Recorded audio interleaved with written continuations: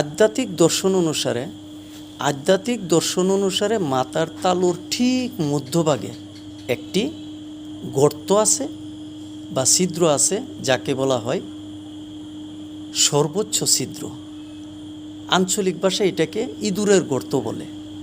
আবার অন্যান্য ধর্মাবলম্বীদের ভাষায় এটাকে সহস্রার চক্র বা ব্রহ্মদ্বারও বলা হয়ে থাকে। কাজেই এটি খুবই গুরুত্বপূর্ণ। এটি আধ্যাত্মিক চেতনা এবং শক্তির কেন্দ্র। এটি আধ্যাত্মিক শক্তি ও চেতনার কেন্দ্র। এই ছিদ্রের মধ্য দিয়ে প্রাণ শক্তি তথা আত্মা দেহের সাথে, শরীরের সাথে সংযোগ স্থাপন করে এবং দেহ ত্যাগ করে। কিন্তু এই দরজাটি পরিপূর্ণভাবে বন্ধ থাকে। আর মানব দেহের আরও 9টি ছিদ্র বা দরজা আছে, যেমন চোখের 2 দরজা, নাকে 2 দরজা, 2 কানে 2 দরজা, তেমনিভাবে প্রস্রাব পায়খানার 2 রাস্তার 2 দরজা, ত্বকের ছিদ্রগুলি 1 দরজা।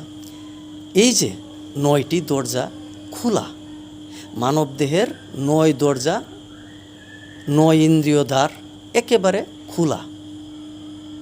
কাজে এগুলো আধ্যাত্মিক সাধনার মাধ্যমে, আত্মশুদ্ধির মাধ্যমে,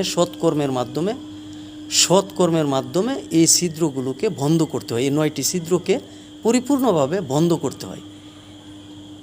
জিকির আজকার, ধ্যান জ্ঞান সাধন ভোজনের মাধ্যমে, আধ্যাত্মিক চর্চার মাধ্যমে এবং সহি কাজকর্মের মাধ্যমে, সহি কর্মের মাধ্যমে এই 9টি দরজাকে বন্ধ করতে হয়। তাহলে মানব দেহের এই 9টি দরজা যখন পরিপূর্ণভাবে বন্ধ হয়ে যায়, তখনই এই যে সর্বোচ্চ ছিদ্র, সর্বোচ্চ দরজা, যাকে বলা হয় সর্বোচ্চ দ্বার, এটা খোলা হয়ে যায়। কাজেই এই দরজাগুলো বন্ধ না হলে ওই দরজাটি খোলা হয় না। তাইলে ওই সর্বোচ্চ দ্বারকে খুলতে হলে অবশ্যই এই 9টি দরজাকে সাধন ভজনের মাধ্যমে বন্ধ করতে হবে। তাইলেই ওই দরজাটি খুলে যাবে। ধন্যবাদ।